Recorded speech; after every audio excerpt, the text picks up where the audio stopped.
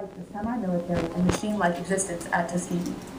McKay lived in Europe for a few years, but then settled in Harlem in 1934. Throughout his life, McKay gained the respect of younger black poets of the time, like Langston Hughes. McKay's works range from vernacular verse celebrating peasant life in Jamaica to fairly militant poems challenging white authority in America. For example, the sonnet he wrote in 1919, If We Must Die. In most of his writings, McKay suggests people feel sorry for and despise bigots.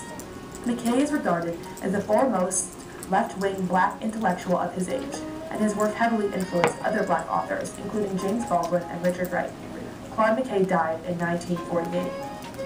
In the poem's first two lines, when McKay says, "If we must die, let it not be like hogs, hunted and penned in an inglorious spot," he brings up an animal reference that was very significant during the times of and after slavery.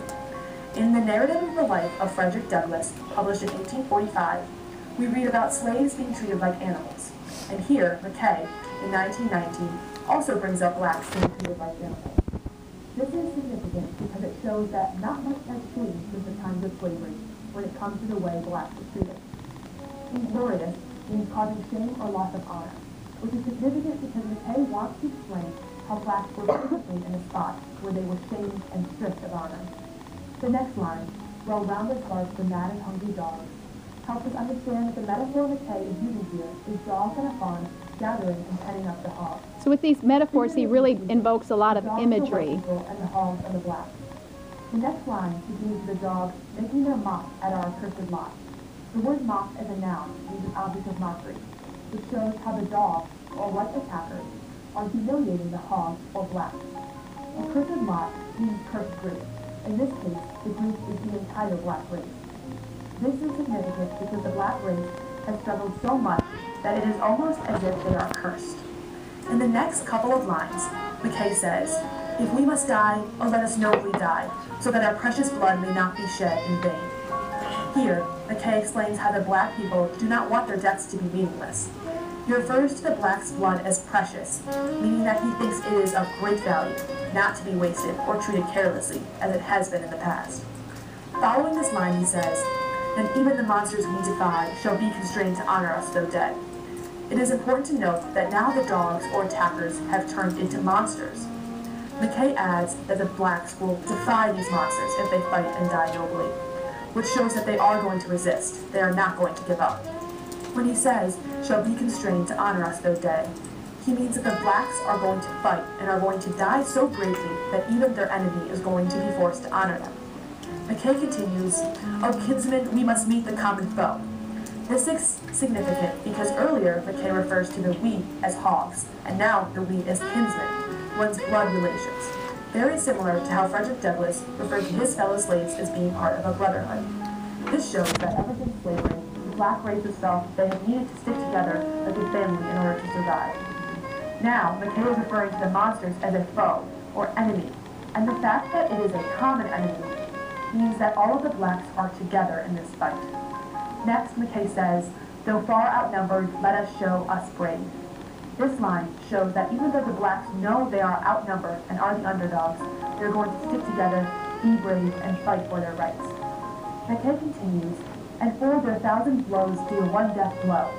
This line concludes McKay's motivational section of the poem, and this is the last part where McKay tries to explain to his kinsmen that all they need is one shot or one death blow to defeat the whites. When McKay continues and says, "What though before us lies the open grave?"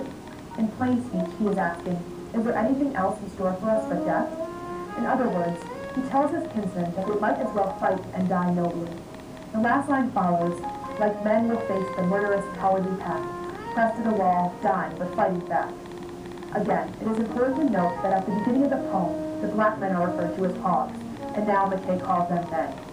The rhyme scheme here emphasizes that McKay realizes that this battle might not be victorious for his black kinsmen, but he believes it is important to face the white, murderous, cowardly pack and fight to their death. This poem is significant because McKay realizes that the blacks might not be successful now in fighting off their white oppressors, but if they fight and defy the whites, in the future the whites might be defeated. Too few black writers exist in American literature canon, and a piece from this time period, 1919, is often missing. Significant works by Black authors that are commonly included in American literature's course include The Narrative of the Life of Frederick Douglass. And that's a scary narrative, story about slavery. How It Feels to Be Colored Me by Zora Neale Hurston, published in 1929, and The Bluest Eye by Toni Morrison, published in 1970. This poem fits perfectly in the gap there is between 1845 and 1928, because this poem was published in 1919. In the narrative of the life of Frederick Douglass, we get a similar theme of blacks fighting for their freedom. That was during the time of slavery, and this poem, although it is still about blacks fighting for their freedom and other rights, is after slavery, and instead during the time of Jim Crow. How It Feels to Be Colored Me by Zora Neale Hurston is about her life as a person of color and some of the struggles she has gone through. But she does not say anything about fighting for her right as a person of color. So there are a lot of different ways that these authors influenced American literature and American society with their different messages and different techniques. That is controlled by the white race. And Claude McKay was definitely one who said, stand up and fight. He was very aggressive in that way in all of his poetry. Overall, If We Must Die by Claude McKay is an important addition because it fills the gaps that are present in American literature works, such as The Narrative of the Life of Frederick Douglass, How It Feels to Be Colored Me, and The Bluest Eye, when it comes to the fight that blacks face. It is also important to get perspective from this time period because it is at the beginning of the Harlem Renaissance, which was a key moment in history for blacks. And actually, Claude McKay himself said he wrote this poem, this sonnet, for a universal audience, not just blacks. And he actually experienced a white soldier having his poem on him at the time of his death during World War II. And it really, it pleased him to know that his message of universally fighting for your rights and your value actually came across, that it wasn't just for blacks. All right. So this will be your guys' assignment, but we're just going to do it in class together. And Were you going to go over your enslaved?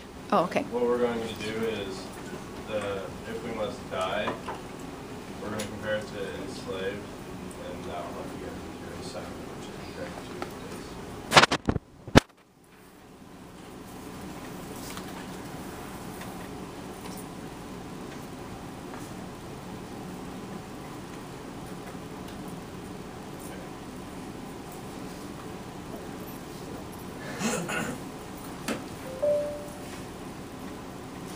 Owen, I think of my long-suffering race, for weary centuries despised, oppressed, enslaved, and lynched, denied a human place.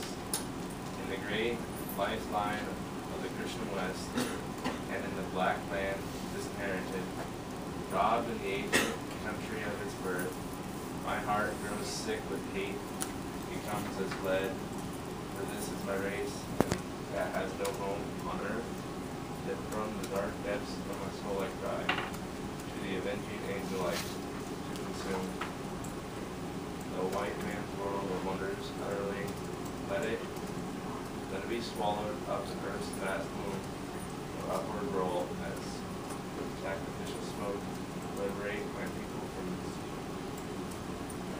Well, as you can tell, that it's just like the sonnet. You just used it. So, this does it quite a bit. All of his poems have deep, right, like how like the racial world around them are most of the poetry formed.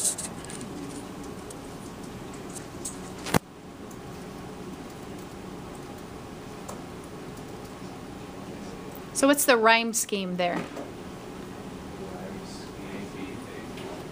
Race, place, oppressed, west. Okay, so you've got A, B, A, B. Disinherited, led, Mm-hmm. the ED sound. Birth, earth, so C, D, C, D. Cry, Lie, basically. consume, wound, smoke yoke. Yep, so it's A, B, A, B, C, D, C, D, E, F, E, F, G, G. And that's actually just like If We Must Die as well, which I think if you want to show it, it's up there. Is it on one of the tabs on the right, maybe? The second tab? Yep, you'd have to pump that one up, but... Clint, you want to do Command plus on the keyboard a few times?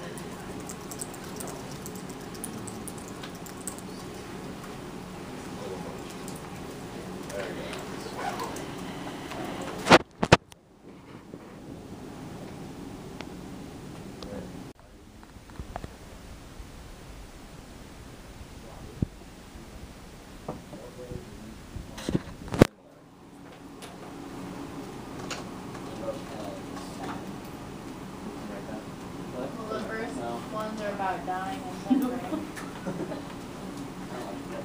First line. Okay, so the tone is sad, in a way, and about dying. I'll write it. Okay. I'm not scared.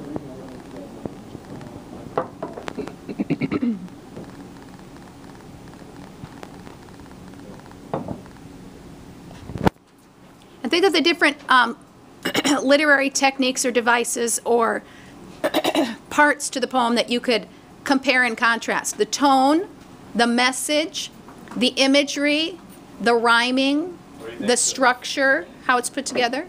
What do you think the message is in this one? Yeah, like what's trying to... If they're gonna die, they'll come back.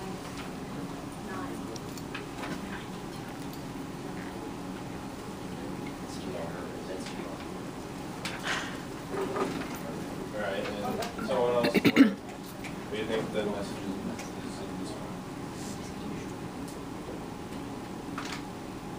Seth, what do you think it is?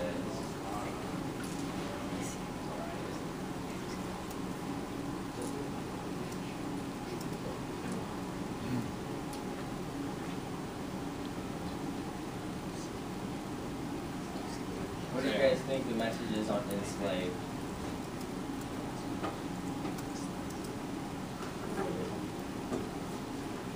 Savannah, what do you think?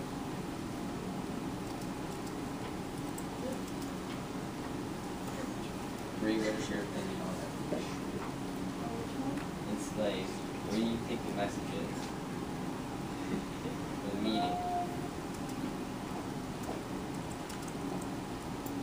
When I think of my long-suffering race for weary centuries despised, oppressed, enslaved, and lynched, denied a human place in the great lifeline of Christian West. Thank you. Right.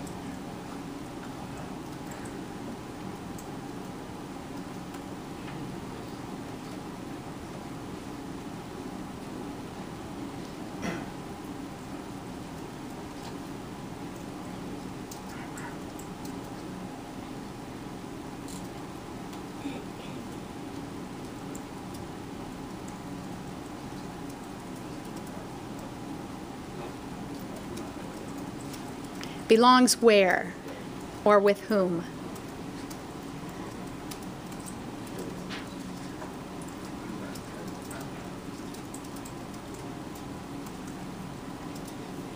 Would society be the right word? Okay. In the American society, the powerful society, or the society that is, you know, controlling life in general in America?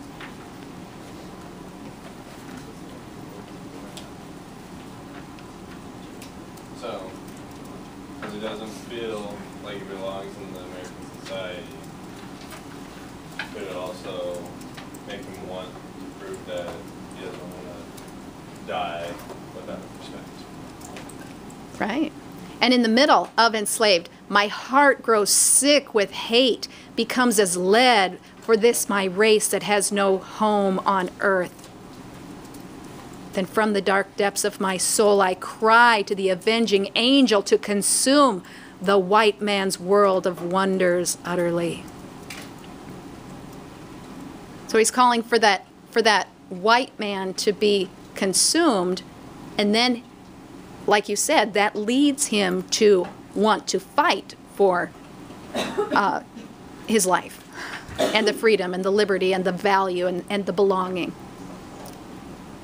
I think Good. that these two go great with each other because they're just telling you what he feels about his race and how he doesn't feel like he got hope for a long time. And this one's telling that he's tired of it, that he's getting kicked out and everything. So he wants to do something. Help.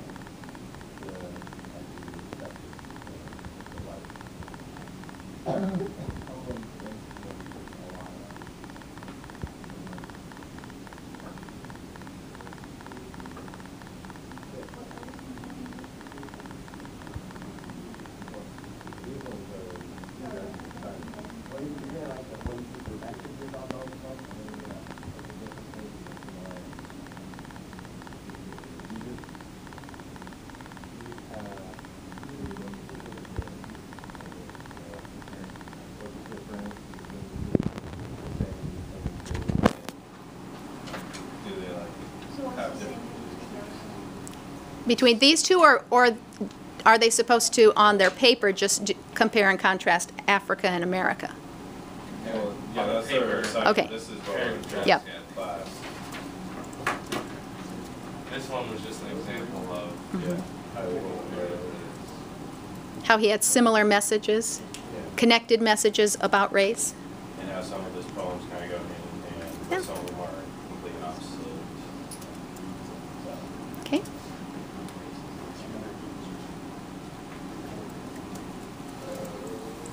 Anything else? Any questions about this? Gentlemen.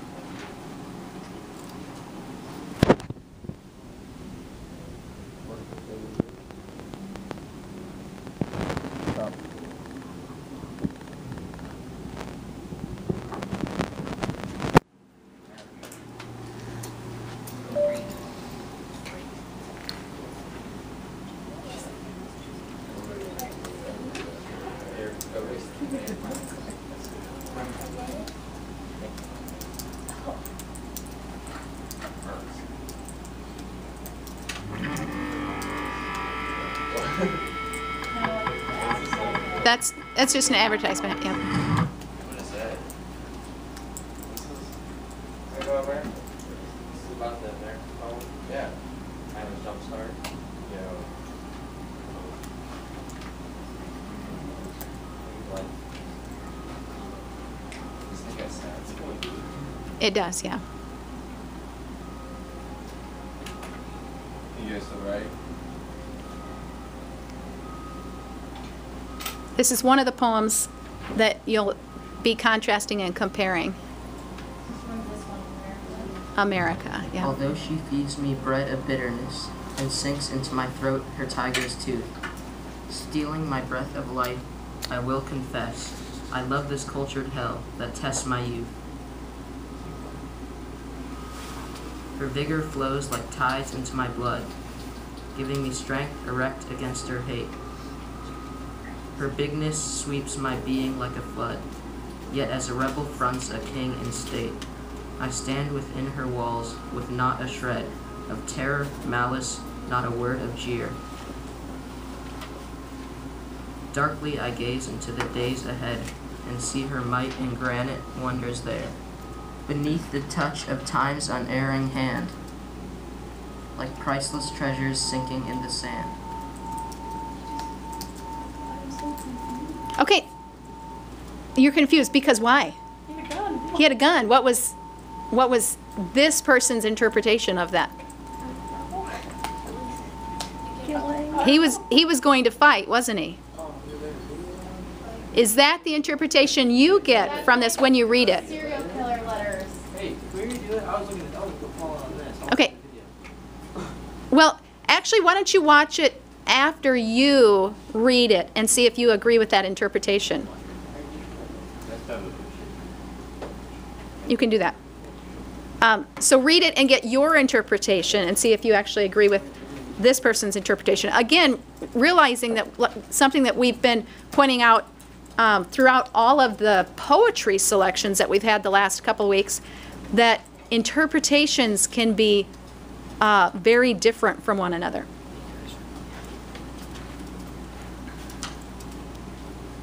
You want to watch it now, or you want to watch it after they read it? Okay. And then there is a recitation of Africa if you want to, but that's the one that doesn't have a real great fluent speaker.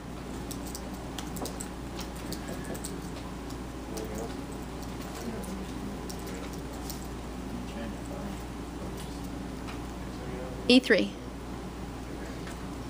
Why don't you go to E3?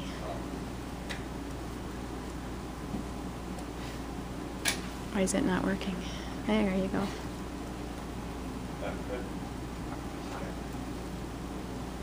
Are you guys all right to do Africa yet?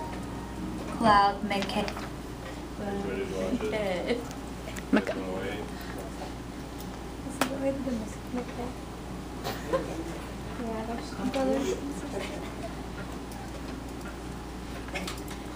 You guys wanna watch it now or wait? Kate. Are you laughing? It's like, People like, what are they supposed to she do? enunciates her words like that lady off of Mean Girls. Supposed to be comparing. Again, all like that.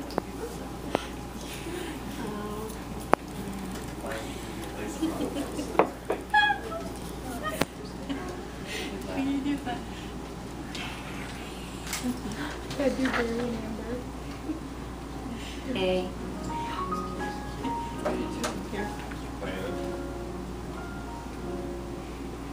The sun sowed thy deep bed and brought forth light. The sciences were suckling at thy She sounds like breast. she's like,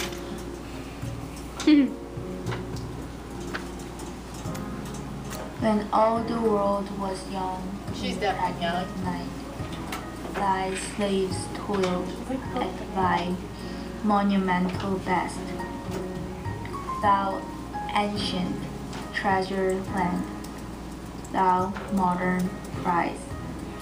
New peoples marvel at thy pyramids. The years roll on, thy sphinx of Sphinx. real eyes watches the mad world with immobile leads. The Hebrews humbled them at Pharaoh's name, You could tell this is not a native English speaker. cradle of power, yet all things were in vain. Honor and glory, arrogance and fame. Well, you can tell that it's not a native English speaker because she said she pronounced the I as an E. Thou art the harlot, now thy time is done. Of all the mighty nations of the sun. she punched him and slammed him against the wall. Is that Leah? She like throws him down the steps. Isn't she like tiny? She like throws him down the Is steps. there any questions on your guys' assignment? She slapped him across the face. Yeah. And then they had the Fast.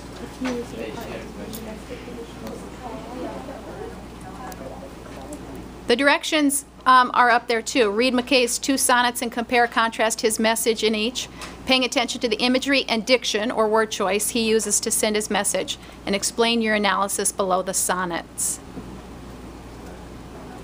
It's Teen Mom.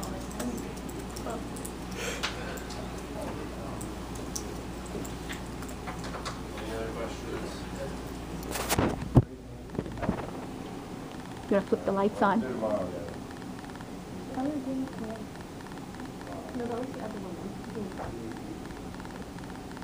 Dylan, you want to grab the lights?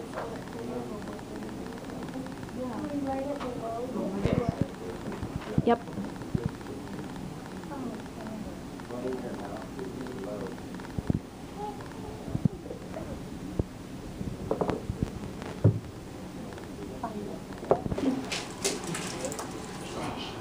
Yeah, you did. Is everyone getting it? Why don't you go home and get Mitch? Amber versus Scary. Are you getting it? And then, When Amber beats up Gary and his mom. That's good. so we Getting it? What? Compare this state of different.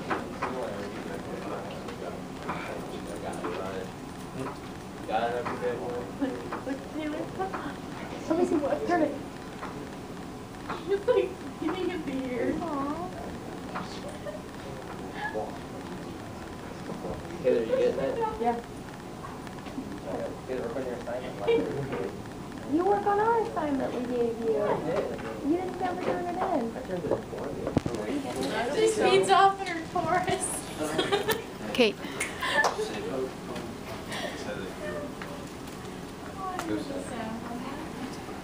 Wait, how? Just wait. What's happening?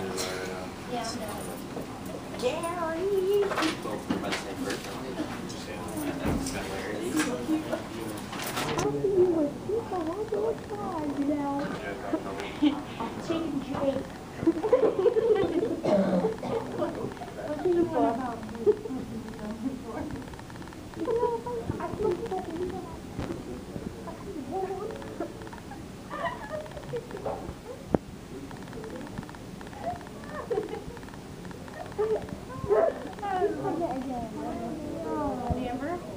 No. It's like Nathan. The one with that, her mom talks like that. No. She has J's. She doesn't even take care of her. I watched one mom. yesterday. What's the one who's like gonna be a cosmetologist? Chelsea? Chelsea No, who's Chelsea.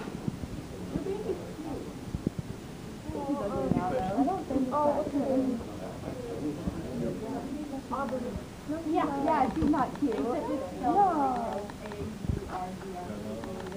I don't like that name.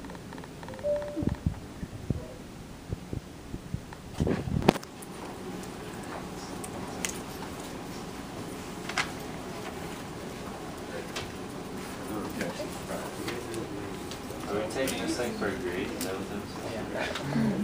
I can hand it in tomorrow. Can I? Yeah. How is she not? How do you think she's not cute? You've got 4 minutes to finish it though, and that'll help them be able to get it back grading. Stanza by stanza, not one.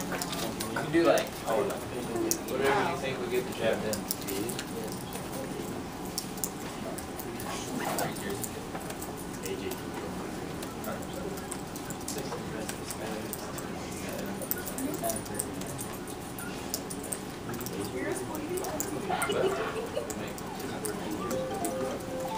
Hey, got about 4 minutes left.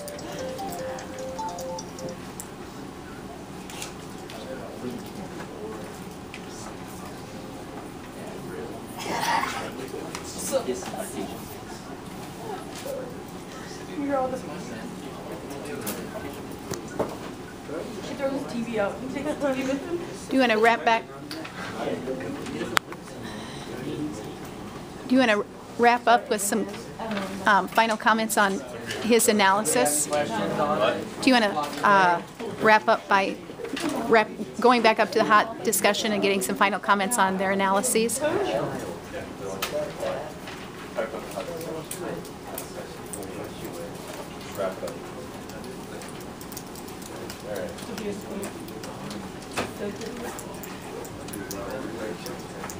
On your broad discussion, write what you think his impact was on the Harlem Renaissance.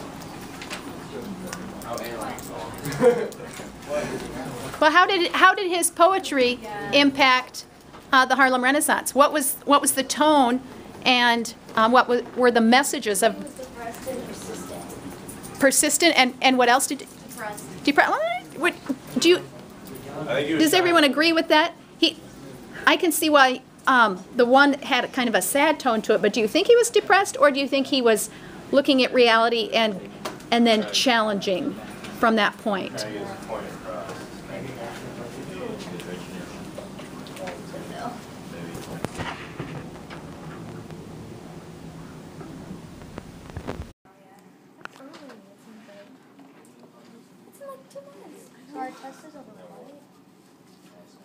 all the authors, the information that you've been taking. Yeah. The notes you've been taking. Describe what a sonnet is. Please. Thank you.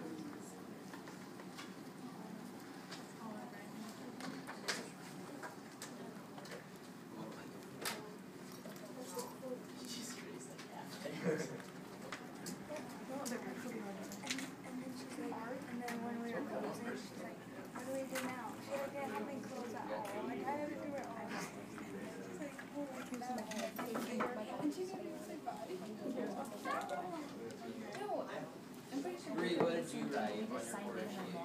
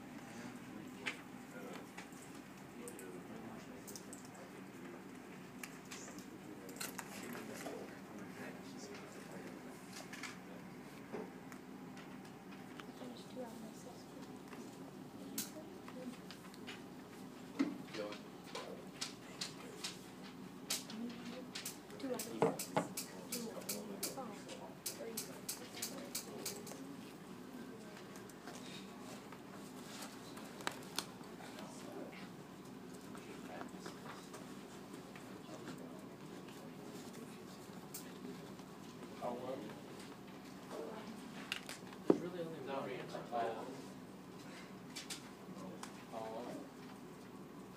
I don't know. A poem, 14 lines that rhyme. Oh.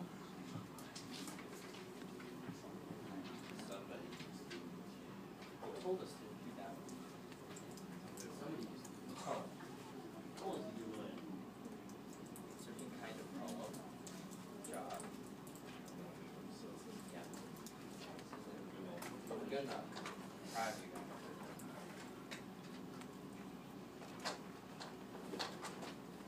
Well, most of them knew it was a poem. It's a poem, 14 lines. Yes, that's correct. And what's special about those 14 lines? They rhyme. Every other one is.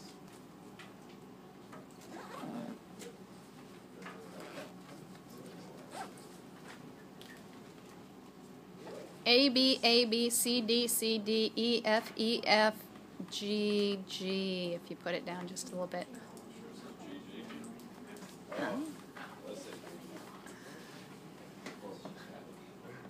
So 3 quatrains, which are stanzas of 4, and then a couplet at the end. And what's significant about that, Dylan? Why'd you choose that for your warm-up question? Because not everyone knows what it is. And who